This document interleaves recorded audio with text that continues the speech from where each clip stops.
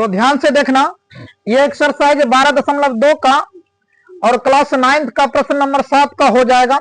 और 7 नंबर का प्रश्न ये कह रहा है, थोड़ा ध्यान से देखना। 7 नंबर का प्रश्न में ये है, ध्यान से समझो। तो 7 नंबर का प्रश्न ये कहता है कि एक पतंग जो है, ध्यान से समझो, एक पतंग 3 भिन्न भिन्न शेरों के कागज से बनी है। मतलब 3 कलर की कागज से बनी है ये पतंग, 3 कलर की कागज से, 1 2 3 कलर हो गया। ध्यान से समझो, 3 कलर की कागज से बनी है, 1 2 3 में दिया गया है, 1 और 2 3 में दिया गया है, इसका कलर कुछ और है और इसका व्हाइट कर देते हैं। और इसमें जो है मान के चलो कि 3 कलर हो जाएगा, इसको हम कर देते हैं ब्लू। ये वाला मान के चलो, ये मान लेते हैं ये ब्लू है, ठीक। और ये ब्लैक है, ये व्हाइट है, 3 कलर में हो गया। 3 शेड, 3 मतलब 3 कलर में बना हुआ है। और ध्यान से समझना, और ये जो आकार ऊपर का जो आकृति दिख रहा है, ये मतलब पतंग की आकृति है। किसका है? पतंग का है। वैसे पतंग तो बना नहीं है, लेकिन पतंग का आकृति मान लो, ठीक। पतंग का ऊपरी भाग जो है 30 सेंटीमीटर लंबा है। अब ध्यान से समझो, यहीं पर पॉइंट आएगा, ध्यान से समझो। तो क्या है? पतंग का ऊपरी भाग जो है 32 सेंटीमीटर लंबा है, उसको रहने देते हैं। विकर्ण का एक वर्ग है और निचला भाग जो है 6 सेंटीमीटर 6 सेंटीमीटर 8 सेंटीमीटर भुजाओं का एक समद्विबाहु त्रिभुज है। मतलब 6 6 6 8 का एक समद्विबाहु त्रिभुज है। तो ज्ञात करें कि प्रत्येक शेड का कितना कागज प्रयुक्त हुआ है। मतलब इसमें टोटल कितना कागज हुआ। 3 कलर के जो कागज है, तीनों में कागज कितना कितना लगा है, इसमें कागज कितना लगा है, इसमें कागज कितना लगा है, और इसको बनाने में कागज कितना खर्च हुआ है। तीनों कलर का अलग अलग का मतलब क्षेत्रफल ज्ञात करना है। ध्यान से समझो। अब प्रश्न यहां पर कह रहा था, इसका ऊपरी भाग जो है 32 सेंटीमीटर, विकर्ण का एक वर्ग है। विकर्ण क्या है? यहां से लेकर के यहां तक देखो, ये 32 सेंटीमीटर, टोटल कितना है? 32 सेंटीमीटर। यहां पर समझने योग्य बातें हैं, कुछ बात को ध्यान रखना। ये टोटल कितना है? 32। इसका यहां से लेकर के यहां तक का बात करते हैं, टोटल कितना है? 32 है। ध्यान से समझो, इसको यहां पर लिख देते हैं, इसके लाइन पर 32 सेंटीमीटर, ठीक, ताकि ये पता चले। और ये भी जो विकर्ण है, ये भी क्या है? विकर्ण ही है। ये भी कितना का है? 32 का होगा। क्यों? क्योंकि ये विकर्ण है, तो ये भी क्या है? विकर्ण है। ये 32 का होगा, तो ये भी 32 का होगा। समझ में आ गया? कोई दिक्कत है? क्यों? क्योंकि दोनों का दोनों विकर्ण है, इसलिए दोनों का कह सकते हैं, दोनों विकर्ण क्या हो जाएगा? बराबर हो जाएगा। और वर्ग के प्रत्येक भुजाएं क्या होती हैं? बराबर होती हैं। अब ध्यान से समझो, ये टोटल यहां से लेकर के यहां तक 32 है। अब यहां से ऊपर का बात किया जाएगा तो कितना का होगा? ये टोटल जो है यहां से लेकर के यहां तक 32 है, और यहां से लेकर के यहां आधा का कितना होगा? 16 का नहीं होगा? ये 16 सेंटीमीटर का हो जाएगा। और ये यहां से लेकर के यहां तक कितना हो जाएगा? ये कितना का हो जाएगा? 16 सेंटीमीटर का हो जाएगा। 16 का हो गया ना? अब किसी को दिक्कत है? अब बताओ, आधार का बात करेंगे, त्रिभुज का क्षेत्रफल का बात करेंगे। इसी त्रिभुज का क्षेत्रफल मान के चलो पहले ज्ञात करना होगा। इसका क्षेत्रफल जितना होगा उतना इसका भी क्षेत्रफल हो जाएगा। होगा कि नहीं होगा? क्यों? क्योंकि इसका और इसका, ये दोनों का दोनों बराबर है। ये दोनों का दोनों क्या है? बराबर है। इसलिए एक का क्षेत्रफल जितना होगा, दूसरा का क्षेत्रफल उतना ही होगा। आगे समझ में? और एक का क्षेत्रफल निकालेंगे तो दूसरा क्या हो जाएगा? एक के बराबर हो जाएगा। और तीसरा का क्षेत्रफल तो भुजा दिया गया है, हेरोन का फॉर्मूला ज्ञात करेंगे, अब बस निकाल लेंगे। तो हम क्या करते हैं, इसमें जो है 1 नंबर का क्षेत्रफल निकाल लेते हैं। मतलब शेड 1 का, मतलब 1 शेड,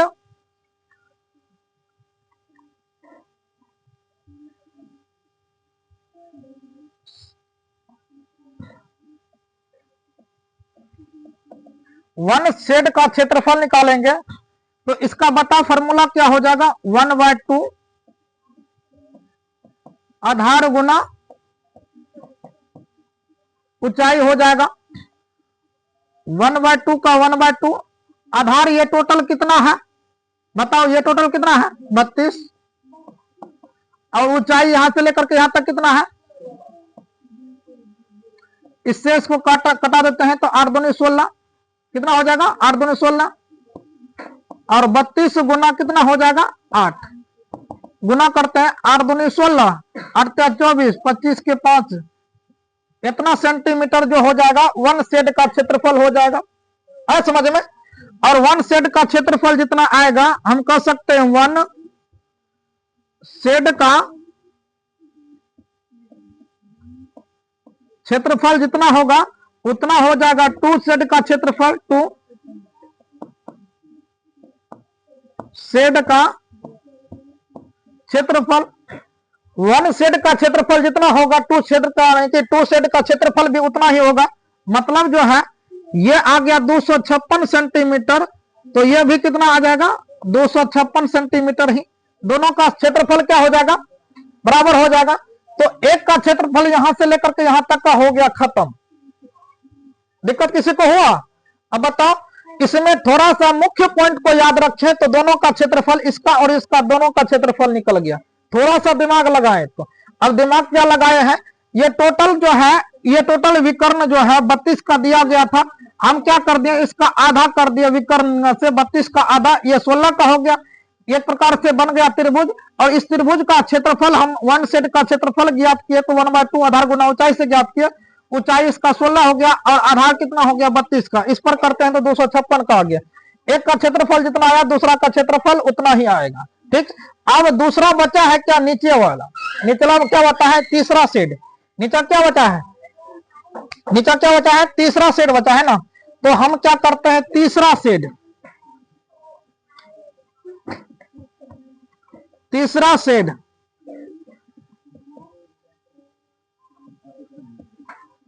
बताओ, तीसरा शेड की भुजाएं, अब तीसरा शेड की भुजाएं कितना है बताओ, तीसरा शेड की भुजाएं कितना है बताओ। एक का मान कितना हो जाएगा, एक का मान कितना होगा, बी का मान कितना होगा और सी का मान कितना होगा बताओ। अर्ध परिमाप क्या कहता है, ए प्लस बी प्लस सी बटा, ए प्लस बी प्लस सी बटा क्या हो जाएगा 2 हो जाएगा ना।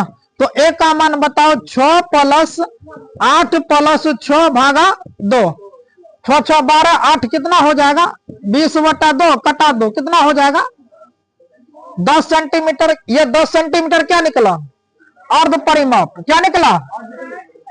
दिक्कत है किसी को? हाँ, आधा परिमाप कितना का निकल गया 10 सेंटीमीटर का।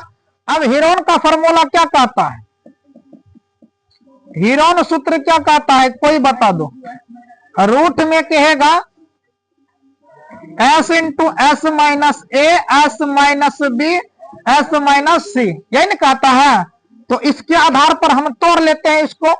तो s का मान कितना निकल गया, s का मान 10 है, s का मान कितना निकला 10 इंटू 10 माइनस ए का मान 6, 10 माइनस 8, 10 माइनस कितना 6। अब इसको हल करने में कितना सेकंड बताओ, 6 4 10, इसको कितना 2 गुना इसको 4।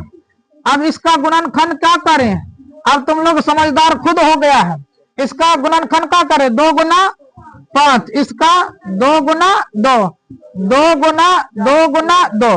अब बताओ 2 की संख्या कितना है 6 गो है, तो 2 का स्क्वायर 2 का स्क्वायर 2 का स्क्वायर 2 तिया 6।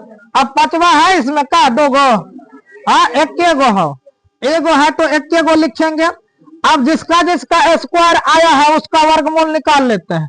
1 2 3 आया है ना, ये तीनों को हम बाहर कर लेते हैं। अब पकड़ा गया कौन, हाँ कैदी बन गया है 5। है समझ में, 2 दूनी 4 दूनी कितना हो जाएगा 8, 8 का रूट कितना 5, 8 का रूट 5। इतना भी आंसर हो सकता है तीसरा सेट का क्षेत्रफल। ठीक, तीसरा सेट का क्षेत्रफल इतना भी हो सकता है, और ना तो इसमें जो है रूट 5 का वर्गमूल निकाल करके ज्ञात कर सकते हैं। क्या रूट में आंसर है देख लो तो। तीनों सेट का क्षेत्रफल कितना कितना है, हाँ 2 गो 56 निकल गया है। उसके बाद 17.92 बस। अब इसका जो है ये रूट का रूट नहीं रहने के लिए दिया है, आंसर के हिसाब से देखेंगे तो इसमें क्या करना होगा, 5 का वर्गमूल निकालना होगा। अब तो ये तो बता दिए वर्गमूल कैसे निकलता है, 2 के टेबल से निकलेगा ना, बताओ 2 के टेबल से करेंगे कितना होगा, 2 दूनी, जैसे बनाते हैं 5 में से 4 घटा, अब यहाँ पर 2 2 4, अब पॉइंट यहाँ पर लगाएंगे तो 00 खटाक से लिखेंगे ना, बताओ कितना से कटा है, 4 से कटा है ना, 3 से कटा है ना, 2 से कटा देंगे। हाँ पॉइंट जैसे भाग में जो है ना पॉइंट आता तो एक संख्या, मतलब पॉइंट लगाने के बाद 1 0 लाता है ना, इसमें 00 लाएंगे, इसमें कितना 0 00। अब इसका जो है 2 से कटा देता है, 2 दूनी, यहाँ पर 2 दूनी 4 दूनी 8, यहाँ पर 10 में से 8 घटा दो, 10 में से 8 घटाओ, 10 में से 4 घटाओ 6, 9 में से 8 घटाओ, ये तो कट गया ना, ये कट गया।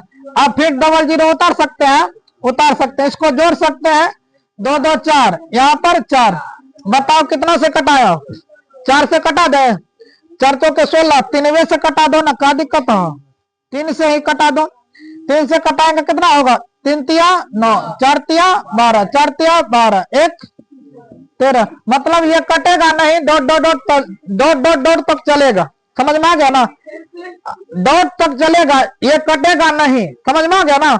तो हम इसका मान एक आधार पर मान लेते हैं, इसका किसका मान, जैसे 8 का 8 गुना √5 का मान जो है इसको मान लेते हैं क्या, 2.23 के जगह 2 4 मान लेते हैं, 2 3 के जगह कितना मान लेते हैं, 2 4। ऐसा क्यों किया, क्योंकि ये कटेगा नहीं, इस प्रकार से चलते रहेगा, बहुत बड़ा हो जाएगा।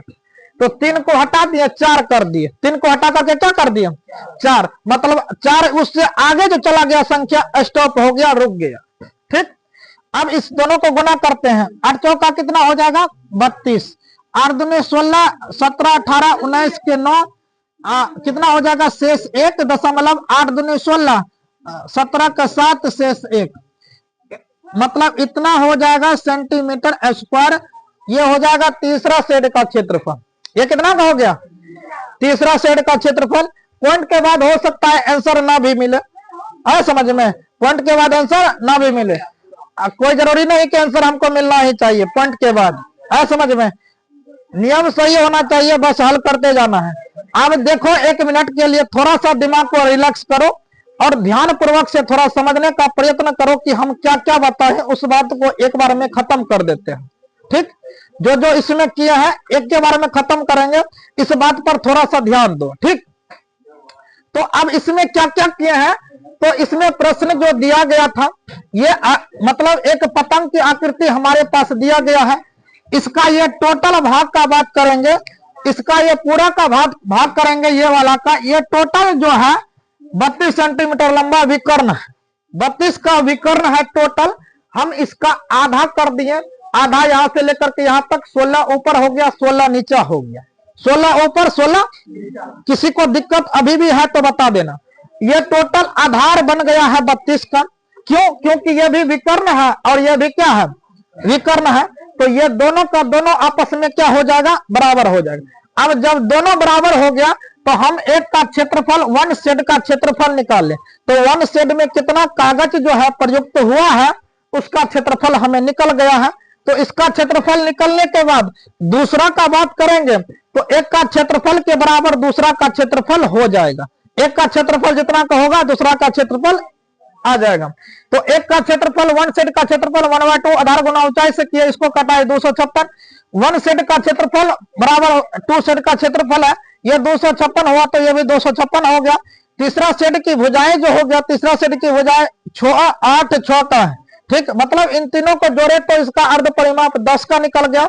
और हिरोन का फार्मूला से ज्ञात कीजिए करें, हिरोन का तीसरा शेड में जो है, तीसरा शेड में हिरोन का फार्मूला का प्रयोग किया तो 8√5 सेंटीमीटर स्क्वायर आया। 8√5 सेंटीमीटर जब स्क्वायर आया तो √5 का वर्गमूल निकाले, जो कि इसका आता है 2.24 आता है, इसको 2 से मल्टीप्लाई किया तो 17.92 सेंटीमीटर स्क्वायर आया, जो कि इस प्रकार से हम प्रश्न को हल किए और इसका आंसर आ गया। तो अब देखेंगे इससे अगला प्रश्न कितना का हो जाएगा, 8 नंबर का।